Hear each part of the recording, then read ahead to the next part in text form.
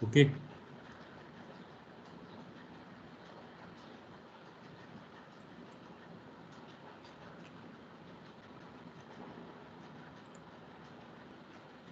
हाँ, there are 5 basic guidelines value education. ठीक है, इसको मेरा आपको फिर से सजेशन है कि अपने जो बुक का पीडीएफ मैं ऑलरेडी आपको शेयर कर चुका हूँ, उसको चैप्टर को गो थ्रू कीजिएगा। ठीक है, थोड़ी सी हो सकता है लैंग्वेज आपको बुक की टिपिकल लगे, बट फिर भी क्योंकि पढ़नी अब हमें वही है। ठीक है, तो फर्स्ट तो अपनी बुक को पढ़िएगा, और उसके बाद में ये जो नोट्स मैंने आपको शेयर किए हैं, इन नोट्स को एक बार जो टॉपिक आपने वहाँ पे कवर किया है, जैसे इंट्रोडक्शन ऑफ वैल्यू एजुकेशन क्या है, then need of value education क्या है, ठीक है, basic guidelines of value education क्या है, plus scope of value education, जो हम ये जो लास्ट 2 टॉपिक्स हम आज कवर कर लेंगे, तो इनको आप इनके नोट्स जो हैं वो एक बार रीड आउट कीजिएगा। तो एक बार जब आप read out simply read out करेंगे, तो उसका थोड़ा सा जिस्ट जो है कि क्या कहना चाह रहा है ऑथर, वो आपको थोड़ा सा समझ में आएगा। और जिस इसको जितनी बार बार जब आप रिवाइज करेंगे, तभी आपके कंसेप्ट क्या होंगे, इसको क्लियर होंगे। ठीक है, अपन स्टार्ट करते हैं basic guidelines of value education. तो टोटल 5 गाइडलाइंस है वैल्यू एजुकेशन की। ठीक है, फर्स्ट है यूनिवर्सल। ठीक है, ये यूनिवर्सल जो वर्ड है वो ऑलरेडी मतलब बता रहा है कि जो भी अपने मूल्य शिक्षा का बात कहेगी, ठीक है, वो पूरे यूनिवर्सली वो एक्सेप्टेबल होगा। ठीक है, universal means something that is related to और applicable to all human beings हैं।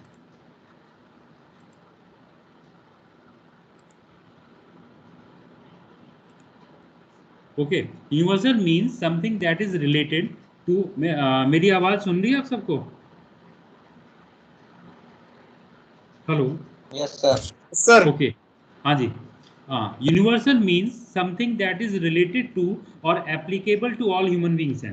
मेरे ख्याल से ये सिंपलेस्ट लैंग्वेज है। ठीक है, the content of value education has to be, जो वैल्यू एजुकेशन जो भी हमें कुछ सिखा रहा है, उसके 2 एस्पेक्ट क्लियर होने चाहिए। सबसे पहले वो यूनिवर्सली एप्लीकेबल होना चाहिए।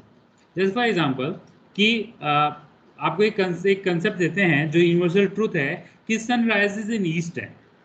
ठीक है, अब वो एक अलग बात है कि सन नेवर राइजेस और नेवर सेट्स है, बट ये एक यूनिवर्सली एक्सेप्टेबल है, सब इसको मानते हैं, सारे ह्यूमन बींग्स हैं। ठीक है, first of should be true at all times and all places है, कि जो ये कंसेप्ट दे दिया कि सनराइजेज इन ईस्ट है, तो ये सारे जितने भी समय हैं हमारे फोर फादर्स थे, उनके टाइम में भी ये एक्सेप्टेबल था, और फ्यूचर जो जनरेशन्स होंगी वो एक्सेप्ट करेंगे, सारे प्लेसेस पे एक्सेप्टेबल होगा। ठीक है, तो फर्स्ट के 2 एस्पेक्ट्स हैं कंटेंट ऑफ वैल्यू एजुकेशन। ठीक है, has to be universally applicable to all human beings और should be true at all times and all places. ठीक है, it should not be restricted to certain sects, कि जो भी saying हैं, जो ये वैल्यू एजुकेशन हमें टीच करना चाह रहा है, जो हमें सिखाना चाह रहा है, वो कुछ सेक्ट्स पे ही, सेक्ट मतलब जो भी रिलीजन्स हैं उन पे ही एप्लीकेबल, सब पे एप्लीकेबल होगा, ना ही वो उसकी कोई बाउंड्रीज जेंडर बेस्ड होंगी कि सब जो जेंडर बेस्ड, जैसे फिर आप बॉय है, बॉय पे एक्सेप्टेबल हो और इम्प्लीकेबल हो, और गर्ल पे नहीं हो। ठीक है, जेंडर बेस्ड नहीं होगी, ना ही वो नेशनैलिटी बेस्ड होंगी। ठीक है, जैसे फॉर एग्जांपल इसमें एग्जांपल दिया है, all human beings need oxygen for breathing. अब ये जो एक स्टेटमेंट में ऑलरेडी मैं दे चुका हूँ कि सनराइजेज इन ईस्ट है। ठीक है, तो ये यूनिवर्सली एक्सेप्टेबल है, पूरी वर्ल्ड की सारे जितने भी ह्यूमन बींग्स हैं उसको मानते हैं। ठीक है, सारी टाइम्स में कि अपने फोर फादर्स जो थे वो भी इसको मानते सर थे। स्क्रीन नहीं हो रही, हाँ जी, स्क्रीन शेयर नहीं हो रही है सर। स्क्रीन शेयर नहीं हो रही, एक मिनट।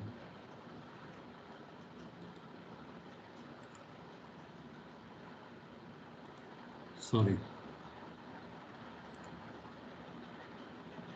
अब दिख रहा है आपको? जी सर, अब हो गई। ओके। तो सनराइज वैसे ही all human beings need oxygen for breathing है, ये एक स्टेटमेंट है, ठीक है। और ये स्टेटमेंट यूनिवर्सली एक्सेप्टेबल है कि ऐसा कोई भी ह्यूमन बींग नहीं है जो बिना ऑक्सीजन के रह सकता है। आजकल वैसे ही मारा मारी चल रही है ऑक्सीजन की, ठीक है। तो ऑल ये एक स्टेटमेंट है जो सारे सेक्ट्स हैं, जेंडर, नेशनलिटी सब एक्सेप्ट करते हैं। तो जो भी टीचिंग्स होंगी वैल्यू एजुकेशन की, ठीक है, वो यूनिवर्सली एक्सेप्टेबल होनी चाहिए, ठीक है। फर्स्ट बेसिक गाइडलाइन इसकी है। सेकंड है रेशनल, कि वो रेशनल होंगी कि कोई भी पर्टिकुलर टॉपिक जो है, सॉरी कोई पर्टिकुलर लॉजिक है उस पर बेस्ड होंगी, ठीक है, और वो वेरीफिएबल भी होंगी। Rational means something based on logic और रीजन है। रेशनल का जो मीनिंग है वो ये है कि वो लॉजिक बेस्ड होंगी, उसके और एक रीजन, हर चीज़ का एक अपना आधार होगा। जैसे फॉर एग्जांपल जो all human beings need oxygen for breathe है, ठीक है। अब ये इसका लॉजिक ये है कि हम जो है विदाउट ऑक्सीजन जो हमारा मेटाबॉलिक एक्टिविटीज़ हैं, जो हमारा क्रियाएं जो हो रही हैं, वो सब ऑक्सीजन बेस्ड हैं, ठीक है। ऐसे फॉर एग्जांपल कि अपने जो प्लांट्स हैं, ठीक है, तो प्लांट जो है वो क्या करता है कि वो ऑक्सीजन एक्सेल करता है और बाद में जो कार्बन डाइऑक्साइड है उसको कन्वर्ट करता है, ठीक है। प्लस उसके प्लांट्स हैं ग्रीन हैं, क्लोरोफिल जो एक्टिव जो ये सब के कारण है, ठीक है। ये सब हर जो चीज आपके जो नेचर में जो चीजें हैं वो सारी क्या रेशनल है, सब लॉजिक बेस्ड है, ठीक है। दूसरा, value education has to be amenable to reasoning and knit based on sorry and not based on dogmas and blind believes हैं, ठीक है। तो सब रीजनिंग पे बेस्ड होती हैं वैल्यू एजुकेशन की जो भी सेइंग्स होती हैं। और वो डॉगमास, डॉगमास क्या होता है कि आप क्या कह सकते हो कि जैसे झूठ आडंबर है उन बेस पे नहीं होगा। कई बार हम जो भी कई बार इंसान क्या है इन सब के अंदर फंस जाता है, ठीक है। कि फॉर एग्जांपल कई बार हम सुनते हैं ना कि छोटे छोटे एरियाज में कुछ पर्टिकुलर कुरीतियां जो हैं, ठीक है, इल प्रैक्टिसेस हैं, उनको फॉलो करता है। तो ये उन सब पे बेस नहीं होगा। या किसी ने ये कह दिया ऐसा, जैसे फॉर एग्जाम्पल कि सब मेरे गुरु ने ऐसा कह दिया तो ये सही है, ठीक है। तो ये सब जो सेइंग्स हैं उन सब पे डिपेंड नहीं होगा। Value education can not be set of sermons और डूज एंड डोंट्स। सरमॉन्स जो हैं कि साहब जैसे किसी गुरु ने कह दिया कि और यार ये करनी, ये करोगे या नहीं करोगे, ठीक है। तो सारी मतलब ये है कि यूनिवर्सली बेस्ड होंगी, ठीक है, रीजनिंग पे होंगी, किसी सरमॉन किसी की सेइंग पे बेस्ड नहीं होगी। सिर्फ गुरु महाराज ने कह दिया, ठीक है, और ये मानना है और ये काम नहीं करना है और ये काम करना है, ठीक है, तो ये सब नहीं होगा। सरमॉन्स का मतलब होता है अ टॉक ऑन रिलीजियस और मॉरल सब्जेक्ट्स है, ठीक है। सरमॉन्स का क्या मतलब है कि सरमॉन्स बेस्ड हैं किसी रिलीजियस जो टॉक्स हैं, मॉरल सब्जेक्ट्स हैं, उसको हम क्या सरमॉन्स कहते हैं, ठीक है। तो ये वैल्यू एजुकेशन क्या क्या होगा, 1+1 जो होगा वो 2 होगा। मतलब किसी जैसे फॉर एग्जाम्पल कई बार हम ऐसे हिस्ट्री में टेक्स्ट पढ़ते हैं, ठीक है, कि अर्थ का फॉर्मेशन कैसे हुआ, फॉर्मेशन ऑफ अर्थ है, ठीक है। फॉर्मेशन ऑफ अर्थ में कहते हैं जब पुराने जो शुरुआत में जब लोगों ने अपनी थ्योरीज दी, उस वक्त कुछ जो भी जो आज के टाइम में हम अपनी जो सोशल सेटअप देखते हैं वैसा ही कुछ मिलता जुलता सेटअप हमारे हिस्ट्री में हुआ करता था, ठीक है। तो ये कहते हैं साहब किसी गुरु महाराज ने कह दिया कि साहब अर्थ का फॉर्मेशन गुरुवार को सुबह 9 बजे हुआ, ठीक है। अब उसके बाद लॉजिक तो कुछ था नहीं, ठीक है। कुछ फिर साइंटिस्ट थे, उन्होंने अपनी अलग अलग थ्योरीज दी है कि साहब अर्थ ऐसे। अब कोई ये एग्जैक्ट नहीं बता सकता, बट ये जो भी अपनी कुछ थ्योरी देता है उसका कुछ बेस बताता है वो, ठीक है, कि मैंने ये थ्योरी क्यों दी, ठीक है। ऐसे ही आप कभी पढ़ेंगे तो continental drift theory, Alfred Wagner ने एक कॉन्टिनेंटल ड्रिफ्ट थ्योरी दी थी, ठीक है। उसने कहता है साहब मैं ये तो नहीं कह सकता अर्थ कैसे फॉर्म हुई, लेकिन हाँ ये जरूर एक्सप्लेन कर सकता हूँ विद फैक्ट्स कि आज के टाइम जो पूरे भी वर्ल्ड लैंड मासेज हैं जिनको हम कॉन्टिनेंट्स कह रहे हैं, ठीक है, उनकी प्रेजेंट आज की जो तस्वीर हमने देख रहे हैं वो कैसे बनी है। तो कभी आप देखिएगा काफ़ी अच्छे फैक्ट्स दिए थे, काफ़ी हद तक 100% तो उसको एग्जैक्ट नहीं मान सकते थ्योरी को, लेकिन बहुत अच्छी थ्योरी है continental drift theory of Alfred Wagner, ठीक है। तो ये जो भी वैल्यू एजुकेशन हमें सिखाएगा वो रेशनल होगा। सर सेकंड गाइडलाइन इसकी ये है। थर्ड है नेचुरल एंड वेरीफिएबल। वो ये रेशनल होगा तो वो नेचुरल भी हो सकता है और वेरीफेबल हम उसको वेरीफाई कर सकते हैं रीजंस के साथ, ठीक है। नेचुरल मीन्स एग्जिस्टिंग और derive from nature, not made, man made नहीं होगा। नेचुरल मतलब प्राकृतिक रूप में कि जो एग्जिस्ट कर रहा हो और वो डायरेक्टली नेचर ने उसको डिजाइन किया हो, और ना ही वो क्या कि मैन मेड होगा। Natural means acceptable in a natural manner to all human beings, it will lead to fulfilment and happiness. ये दूसरा एस्पेक्ट में ऐसा कह सकते हैं कि अपन जो नेचर जो प्राकृतिक होगा तो वो एक्सेप्टेबल होगा प्राकृतिक रूप में सारे ह्यूमन बींग्स को, ठीक है। अब वही बात है कि किसी इंसान ने बनाया होगा तो फिर ये बात आ जाती है अभी किसने बनाया है, ठीक है, किस पर्पज से बनाया है। तो कि जो प्रकृति ने अपने प्लांट्स बना दिए, प्लांट्स की विभिन्न तरह की प्रजातियां बना दी, ऐसे ही एनिमल्स बनाए हैं, रेप्टाइल्स बनाए हैं, तो क्यों नेचर बनाया तो हम उसको एक्सेप्ट कर लेंगे। अगर वही चीज अगर इंसान ने बनाई होती तो उसमें 100 हम कमियां निकाल देते, ठीक है। तो नेचुरल वे में ह्यूमन बींग्स को एक्सेप्टेबल होगा, और वो जो चीज जबरदस्ती एक्सेप्टेबल है तो हमें कहीं ना कहीं उसमें से अपनी खुशी भी ढूंढ लेते हैं, ठीक है। देन फॉर एग्जाम्पल, इसका एग्जाम्पल है cold in winter season, hot in summer season is natural. Simple का मतलब स्ट्रेट फॉरवर्ड एग्जाम्पल है कि सर्दियों के अंदर आपको कोल्डनेस फील होती है और गर्मियों के अंदर आपको हॉटनेस फील होती है, जो भी गर्म आसपास की आबो हवा है, ठीक है। और ये सब नेचुरल है, ठीक है, और ये सब नेचुरल है इसलिए हमें एक्सेप्टेबल है। ये एक और बात देना कि अगर ये नेचुरल नहीं होती, मैन मेड होती, तो हम क्या है कि उसमें 100 कमियां निकालते, एक्सेप्ट नहीं करते। Whereas coldness created by AC, freezer और hotness created by heater are not natural, ठीक है, as it is artificially created by man. तो दो कंडीशंस बता रहे हैं कि जो सर्दियों के अंदर जो थ्रिटनेस कोल्डनेस है, ठीक है, फ्रीजिंग जो कंडीशंस हैं वो आपकी सर्दियों की बात कर रहे हैं, वो हमारी क्या नेचुरल है। ऐसे ही हॉट कंडीशंस है जैसे लू, जो अभी फिर अपने ताउते जो साइक्लोन का असर है, तो ठंडक महसूस कर रहे हो आप, ये भी एक नेचुरल है, ठीक है। प्लस इसी के अपोजिट में हम देखें कि एसी और फ्रीजर के कारण हम कोल्डनेस क्रिएट होती है, ठीक है, और हॉटनेस हीटर के कारण क्रिएट हो रही है, ठीक है। तो ये आर्टिफिशियल क्रिएटेड बाय मैन है। तो इसमें कितना एसी, जैसे फॉर एग्जांपल अब एसी अपनी जो कैपेबिलिटी है प्लस एसी का जो काइंड है कह सकते हो, वो जो अपने हिसाब से कोल्डनेस क्रिएट कर रहा है, तो उसके हम कमी कर सकते हैं यार ये तो ठंड कम है, ज़्यादा नहीं है, ठीक है। लेकिन अगर वैसे ही विंटर सीजन में कोल्डनेस कम हो जाती तो हम उसमें कमी नहीं निकाल सकते थे, ठीक है। Content of value education should be variable, means something that can be checked and verified, ठीक है। तो ये है कि कंटेंट जो है वैल्यूएशन, कंटेंट मतलब जो उसका घटक है जो अपने वैल्यू एजुकेशन का, वो हम क्या है कि उसको हम जो भी अवेलेबल हमारे पास में मीन्स हैं उससे हम इसको वेरीफाई कर सकते हैं और उसको हम चेक कर सकते हैं बार बार, ठीक है, कि क्या ये सही है, ठीक है। अब वो किस बेस पे चेक करेंगे, ठीक है, जो भी हमारे आसपास की सर्कमस्टांसेस हैं या पास एक्सपीरियंसेस हैं उनको हमको बार बार उनको चेक कर सकते हैं, ठीक है। फोर्थ है all encompassing. All encompassing means including और covering everything and everyone. Value education is aimed at transforming our consciousness and living. Hence, it has to permeate into all dimensions of our life, namely thought, behavior, work, understanding or realization, as well as all levels, namely individual, family, society and nation. ठीक है। All encompassing का मतलब है कि जो value education जो भी हमें कुछ सिखा रहा है, ठीक है, वो हमारी आसपास की सराउंडिंग जो है उसको कवर कर ले, ठीक है, कवरिंग एवरीथिंग एंड एवरीवन।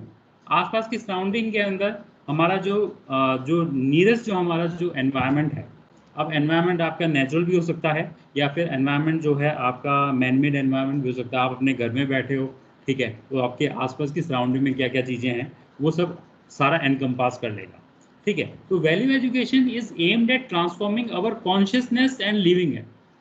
और धीरे धीरे जैसे ही आप अपने आसपास की सराउंडिंग को मतलब कि आत्मसात करोगे, ठीक है, और देखोगे, ठीक है, अगर मूल्य जो जो आपको मिल रहे हैं, जो शिक्षा आपको कुछ मूल्य दे रही है आपके थॉट प्रोसेस, कि अब कैसे वो आपको असर डालेगा आसपास के एनवायरनमेंट में, कि सबसे पहले तो आपका थॉट प्रोसेस चेंज करेगा कि आपका पहले क्या सोचते थे और आप वैल्यू एजुकेशन से असल में आके आपका थॉट प्रोसेस कैसा हो। जैसे आपका थॉट प्रोसेस चेंज होगा वैसे ही आपका थॉट प्रोसेस मतलब ये है कि आपका इंटेलेक्ट चेंज होगा। आप पहले किस चीज को महत्व देते थे और अब आप किस चीज को महत्व देते हो। मतलब देखो, वैल्यू एजुकेशन ये आपको ये सिखाएगा कि आपके लिए सही चीज क्या है, आपके लिए क्या चीज आइडियलिस्टिक है, आपको कैसा होना चाहिए, क्या सोच रखनी चाहिए। बहुत ज्यादा एक्यूमुलेशन की जो हैबिट है वो आपकी गलत है कुछ हद तक। ठीक है, तो ये आपका, अगर ये आपके को किसी ने समझा दिया, ठीक है, तो वो किस चीज पे असर डालता है, वो आपके इंटेलेक्ट पे, आपकी सोच पे, आपका जो थॉट प्रोसेस है, कि आपकी सोचने की जो शक्ति, जो समझ है वो चेंज होगी। जैसे ही आपकी सोचने की समझ जो है, तो फर्स्ट स्टेप में की बात कर रहा हूं मैं, थॉट प्रोसेस कि hence it has to permeate into all dimensions of our living. अपने जीवन के अंदर ये 4 स्टेप्स हैं बेसिकली। सबसे पहले तो आप सोचते क्या हो, जैसा आप सोचते हो वैसा आपका व्यवहार होता है, वैसा आपका क्या होगा, बिहेवियर होगा। ठीक है, आपका बिहेवियर किसके साथ में, behaviour with your colleagues, with your मतलब ह्यूमन बींग्स के साथ में, साथ ही साथ में नॉन लिविंग थिंग्स के साथ में आपका बिहेवियर कैसा होगा। अगर आपने सोचा कि आपका थॉट जो है, आपका सोचने की ये जो क्षमता है, या फिर आपका जो इंटेलेक्ट कह सकते हो, कि मुझे एक्सप्लॉइट करना है, अब एक्सप्लॉइट करना है, तो आपके बिहेवियर में भी वही जो चेंज आएंगे। आप आपके आसपास के जो फ्रेंड्स हैं, ठीक है, उनसे आप काम करा लोगे, उनकी हेल्प, उनसे मदद ले लोगे, उनको हेल्प नहीं करोगे। ठीक है, या फिर आप नेचर में जाए तो आसपास में जो भी नेचुरल सराउंडिंग्स हैं उसको एक्सप्लॉइट करोगे। आपको क्या यार लकड़ी की ज़रूरत है, तो चलो ऐसा कि तो पेड़ को कटवा देते हैं। ठीक है, ऐसे नेचुरल जो रिसोर्सेज हैं उसको एक्सप्लॉइट करने की टेंडेंसी है वो आप में डेवलप हो जाएगी। ठीक है, ऐसे ही जैसे आपका बिहेवियर होगा वैसे आपकी वर्क जो कंडीशंस हैं या वर्क जो है वो भी इफेक्ट होगा। ठीक है, अंडरस्टैंडिंग या रियलाइजेशन, और वैसे ही आपकी समझ डेवलप होगी। तो ये आपकी लाइफ के जो ये 4 एस्पेक्ट कह सकते हैं, और भी बहुत सारे एस्पेक्ट हैं, वो सब इसी के ही अंदर इनकलकेट हो जाते हैं। ठीक है, साथ ही साथ में जो हम ये बार बार ये जो 4 लेवल्स हैं, ये हमारे पूरे इस कोर्स का पार्ट है। ठीक है, जो भी कुछ चेंजेस होंगे एक इंडिविजुअल ह्यूमन बीइंग में, ठीक है, तो वो आपके इंडिविजुअल में होंगे। ये ऊपर का जो सारे एस्पेक्ट थे वो किस में चेंज हो रहे हैं, वो इंडिविजुअल में होंगे। अगर एक इंडिविजुअल ह्यूमन बीइंग जो है, ठीक है, उसमें किसी भी तरह का चेंज होता है तो उससे सीधा असर पड़ता है उसकी फैमिली को। सेकंड जो लेवल होगा अपना इम्पैक्ट का, वो किस पे होगा, फैमिली को। फैमिली पे असर होता है तो वो बाद में किस पे धीरे धीरे असर डालेगा, वो और फैमिलीज को एसोसिएट करेगा अपने साथ में, और सोसाइटी कवर हो जाएगी। और सोसाइटी में असर पड़ता है तो वो आपके नेचर को असर पड़ेगा। तो ये 4 एस्पेक्ट्स हैं, 4 लेवल्स हैं। ये हमारे आगे जैसे जैसे हम अपना कोर्स अपना आगे होगा वैसे वैसे हमारे कंसेप्ट करेंगे। ये 4 लेवल्स हैं। ठीक है, इसमें जो भी असर होगा हमारे मतलब इंडिविजुअल पर, धीरे धीरे फैमिली, सोसाइटी, और बाद में अल्टीमेटली आपके नेचर पर असर होगा। ठीक है, तो ये सिंपल सा है कि वैल्यू एजुकेशन का जो 4th कंटेंट है, कि वो आसपास की जो सराउंडिंग्स हैं उसको आत्मसात करने का, उसको एनकम्पास करने का, या उस पर डायरेक्टली असर डालने का काम वो करता है। नेक्स्ट है लीडिंग टू हार्मनी। मैंने लास्ट लेक्चर में भी कहा था, शायद उससे पहले भी, कि हार्मनी जो वर्ड है बार बार आपको परेशान करेगा। तो हार्मनी मतलब क्या है, harmony means that something that go well together. ठीक है, एक इक्वेशन कह सकते हो। ठीक है, या जो कुछ ऐसी चीज है जो आपने क्या सोचा, आपने क्या डिजायर किया और वो आपने पा लिया, मतलब आप हार्मनी के अंदर रहोगे, आप खुश रहोगे। आपने आइडियलिस्टिक सोचा कि साहब मेरे को आज है ना, जैसे क्योंकि अपने लॉकडाउन कंडीशंस हैं सब जगह ही। ठीक है, आपने सोचा कि साहब आज मुझे फॉर एग्जांपल मुझे चॉकलेट आइसक्रीम खानी है। ठीक है, बहुत सा आपके सबकी ख्वाहिश होगी चॉकलेट की, या और भी कोई फ्लेवर आपका फेवरेट जो फ्लेवर है। ठीक है, आपने ये आपकी डिजायर थी, ठीक है। अब क्या है कि कोशिश करिए आपने, आप जिस भी लोकेलिटी में रह रहे हैं, कई शौकीन होते हैं तो वो उनके जो भी शॉप्स हैं, आउटलेट्स हैं, उनके कॉन्टैक्ट नंबर्स भी आपके पास रहते हैं। आपने कॉल कर दिया और सामने वाले भैया ने कॉल उठा मतलब पिक कर लिया और आपको कहते हैं हाँ भैया मिल जाएगी, मैं होम डिलीवरी करवा दूंगा, ठीक है, आपको मिल गया, ठीक है। आपने जो डिज़ायर किया था वो डिज़ायर आपकी पूरी हो गई, ठीक है। अब डिज़ायर पूरी हो गई तो आप खुश हैं, यू आर इन हारमनी। तो मतलब हारमनी का एक ये भी एग्जाम्पल, बहुत से एग्जाम्पल हो सकते हैं, ठीक है। Harmony means something that go well together, जो आपके साथ साथ चलती है। For example, when you don't get angry with yourself और you did not fight with your parents, siblings और friends, then this relation is called a harmonious relationship. मतलब बहुत ही लेमन एग्जाम्पल है ये, ठीक है। कि जैसे फॉर एग्जाम्पल आप सुबह उठे, ठीक है, और आप बहुत ही खुश मिजाज, कुछ नहीं, आपने किसी से बात नहीं, बहुत ही खुश मतलब फील कर रहे हो, ठीक है। उस दिन आप सबसे बहुत ही फ्रेंडली, बहुत ही एनर्जेटिक वे में मिलोगे, ठीक है। तो वो उस दिन का आपके रिलेशंस क्या होंगे, वो हार्मोनियस रिलेशंस होंगे। कई बार क्या होता है कि आप सुबह सुबह उठते हो या किसी भी रीज़न से आपको रात को अच्छे से प्रॉपर जो है वो नींद नहीं आई, ठीक है, और बहुत ही चिड़चिड़े होते हो, फिर पेरेंट्स में डायरेक्टली क्या है कि अपने एल्डर ब्रदर से फादर से सभी बचते हैं, अपना मदर से मदर ने कुछ कह दिया उसके कारण नाराज़ हो गए, कॉलेज गए तो रास्ते में अपने फ्रेंड से मिले, तो बहुत ही मतलब एक पूरा दिन ही आपका क्या होगा, बहुत ही खटास भरा होगा, ठीक है। तो आपको कहता है कि हारमोनियस नहीं होगा, वो डिसहारमोनियस रिलेशंस उस दिन आप सबके साथ रहोगे, ठीक है। तो हारमोनियस रिलेशन और डिसहारमोनियस रिलेशन में ये आपका अंदर है, ठीक है। तो फॉर एग्जाम्पल आपने देख ही लिया कि जब कोई चीज़ वेल टुगेदर चलती है तो वो हारमोनी होती है, ठीक है। So the main aim of value education is to enable us to be in harmony with and in harmony with others and in harmony with rest of others या rest of nature। तो ये जो value education का जो main M है वो है harmonious relation develop करना।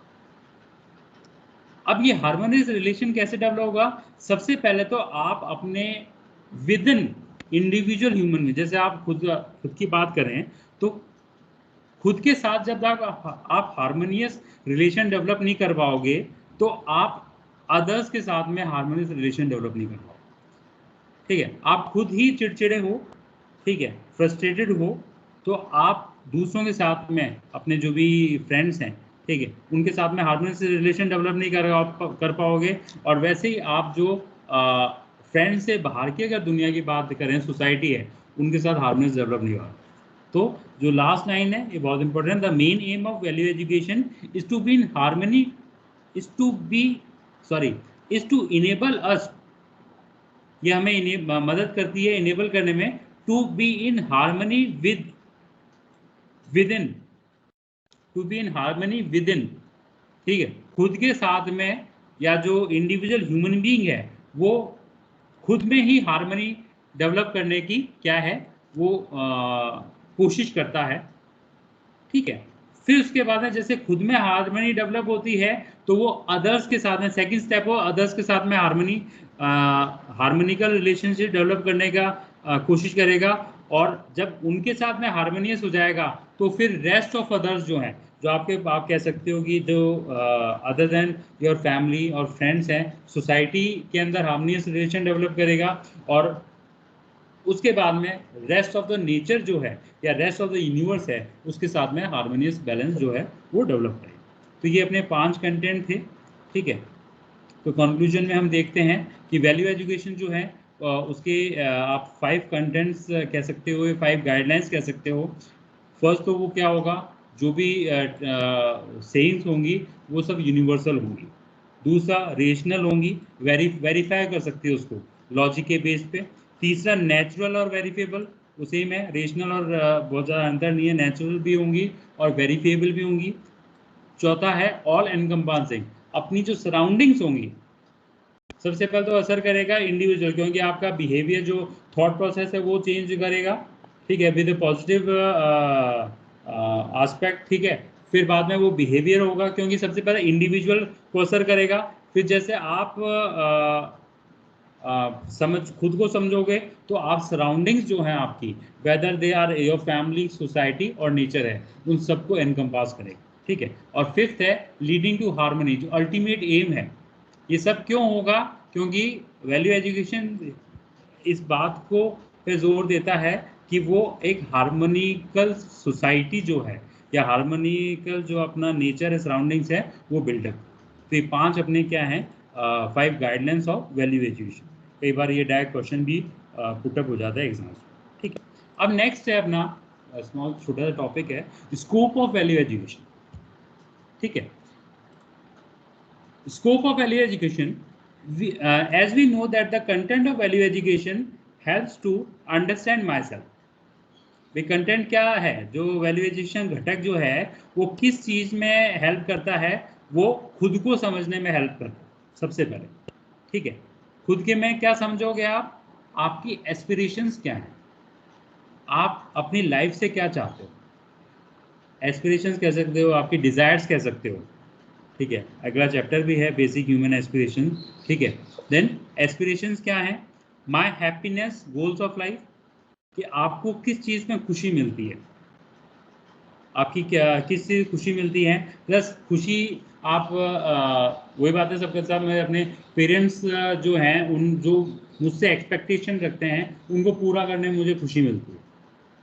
तो ये कह सकते हो कि जो पेरेंट्स की एक्सपेक्टेशन हैं वो ये आपकी लाइफ के गोल्स हैं, ठीक है। इन सब को एसरटेन करने में वैल्यू एजुकेशन आपकी हेल्प करता है, ठीक है। Understanding other entities in nature, कि आपकी जो सराउंडिंग्स हैं, जो एक नेचुरल जो सेटअप है, ठीक है, उस नेचुरल सेटअप में जो ह्यूमन बीइंग है, इंडिविजुअल अपन, ठीक है, अपना लाइफ जो है वो सस्टेन कर रहे हैं। अभी नेचुरल सेटअप क्यों है, ये हमें किस वे में हेल्प कर रहा है, और हमारी क्या ड्यूटीज बनती है नेचुरल सेटअप के प्रति, उसको अंडरस्टैंड कराने में क्या है कि अब वैल्यू एजुकेशन जो है वो हमें हेल्प करता है। अंडरस्टैंडिंग नेचर, किस सराउंडिंग्स में आप हो, किस नेचुरल सराउंडिंग्स में, उसको अंडरस्टैंड करने का, कैसे वो वर्क करता है, ठीक है, तो वो उसको अंडरस्टैंड कराने में मदद करता है। Coexistence with nature and role of human being in this nature, कि वही घूम फिर के बाद ये नेचर की जो वर्किंग है, नेचुरल जो फिनोमिनाज हमारे आसपास वर्क कर रहे हैं या कोई एग्जिस्ट कर रहे हैं, प्लस ह्यूमन बीइंग्स का क्या रोल है, कैसे वो को एग्जिस्ट करे, कैसे तालमेल बैठाए नेचर के साथ में, जिससे कि जो भी प्रॉब्लम्स हम फेस कर रहे हैं नेचर के डिस्ट्रप्शन के कारण या ह्यूमन बीइंग के इल प्रैक्टिसेस के कारण, जो प्रॉब्लम्स जैसे फॉर एग्जांपल पॉल्यूशन, जो प्रॉब्लम, हर तरह के पॉल्यूशन प्रॉब्लम्स क्या हैं, वो जो हार्मोनिकल बैलेंस जो होना चाहिए था हमारे फोरफादर्स की टाइम था, और हमने किसी रूप में किसी कारण वो डिस्टर्ब कर दिया, ठीक है, उस चीज़ को हम कैसे मेंटेन कर सकें, क्योंकि अगर ये प्रॉब्लम्स रहेंगी तो ह्यूमन एग्जिस्टेंस है वो थ्रेटन हो जाएगा, और थ्रेटन हो भी रहा है, ठीक है। तो value education encompass understanding harmony at various levels, namely individual, family, society, nature and existence, ठीक है। तो ये क्या है कि जो वैल्यू एजुकेशन है इस बात में मदद करता है कि आप कैसे अपने हार्मोनियस बैलेंस जो है, ठीक है, वो मेंटेन करें, किन के बीच में, बिटवीन इंडिविजुअल्स में, फैमिली में, सोसाइटी में, और जो अपना सराउंडिंग जो नेचर है, उन इन चारों, ये 4 लेवल्स हैं, ये 4 लेवल्स ऑफ लिविंग है हमारे, ठीक है, जिसमें एक इंडिविजुअल इंसान जो है, ठीक है, वो रहता है। तो ये इसके अंदर हार्मोनिकल बैलेंस जो है वो मेंटेन है। सो कंटेंट और scope of value education includes all dimensions of human beings, human beings के जो सारे डायमेंशंस हैं, जैसे आप उसकी सोच क्या है, उसका इंटेलेक्ट क्या है, उसका थॉट प्रोसेस क्या है, क्या सोचता है वो, ठीक है, जो आप सोचोगे वो आपके बिहेवियर के अंदर झलकेगा, ठीक है, जो सोच रहे हो, जो बिहेवियर कर रहे हो, वो आपके वर्क के अंदर रियलाइजेशन जो है, ठीक है, जो आप काम कर रहे हो, ठीक है, जो आपके आप जो भी प्रोडक्शन प्रोसेस में जो भी आपका रोल है उसके अंदर वो रिफ्लेक्ट होगा। ऐसे ही ऑल लेवल्स ऑफ लिविंग, सारे जितने मैं कहा ना लेवल्स ऑफ लिविंग है, तो ये आप आगे जाके भी अपने पर्टिकुलर एक पूरा डिटेल चैप्टर है कि सारे जो लेवल्स हैं, जैसे इंडिविजुअल लेवल है, इंडिविजुअल हम भी आएंगे, फिर देन फैमिली लेवल, इंडिविजुअल्स का जैसे एक्शंस होंगे उससे इफेक्ट होंगे, आपके क्लोजेस्ट जो लेवल है वो आपकी फैमिली लेवल, खूब सारी फैमिलीज मिलके देन आपकी सोसाइटी, और अल्टीमेटली जो नेचर है, जो एग्जिस्टेंस है हमारा, ये सारी सोसाइटी, जो सारे ह्यूमन बींग्स हैं वो कहाँ एग्जिस्ट कर रहे हैं, वो इस नेचर में एग्जिस्ट कर, जो नेचुरल जो सराउंडिंग्स हैं, ठीक है, उसको हम असर करते हैं, ठीक है। तो बेसिकली ये दो टॉपिक्स हैं छोटे छोटे, इनको आप देखिएगा, रीड आउट कीजिएगा, और जो भी कुछ प्रॉब्लम्स होती हैं उसको आप नेक्स्ट लेक्चर है अपना, उसमें कल डिस्कस कीजिएगा, ठीक है। तो मैंने पहले भी आपको इस चैप्टर की शुरुआत में मैंने बताया आपको कि सबसे पहले तो PDF शेयर की है मैंने चैप्टर 1 की, ठीक है, जो अंडरस्टैंडिंग वैल्यू एजुकेशन के नाम से एक चैप्टर है, ठीक है, उसको आप पहले रीड आउट कीजिएगा। एक बार रीड आउट कर लिया, फिर उसके बाद में जो भी अभी मैंने PDF शेयर किया है नोट्स का, उसको आप पढ़िएगा, ठीक है। और फिर कहीं पे भी कोई भी प्रॉब्लम आती है, कोई वर्ड में प्रॉब्लम आ रही है, ठीक है, तो उसको आप मेरे व्हाट्सएप नंबर है उस पर शेयर करें, तो मुझे सर इस कंसेप्ट में प्रॉब्लम आ रही है, ठीक है, तो नेक्स्ट लेक्चर में हम उसको क्लास के अंदर एक्सप्लेन करें, ठीक है, ओके। Thank you sir. एक मिनट, एक मिनट, एक मिनट, एक मिनट।